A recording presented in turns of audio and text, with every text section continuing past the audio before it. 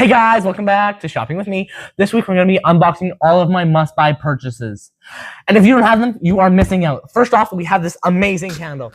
Oh my gosh, I have to get these items now or else my friends will not like me.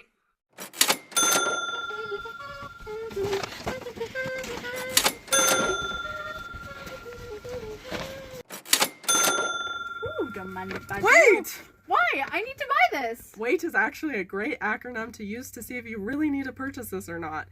It goes like this. W. Why are you buying this? A. Is it affordable? I. Is it an impulse purchase? And T.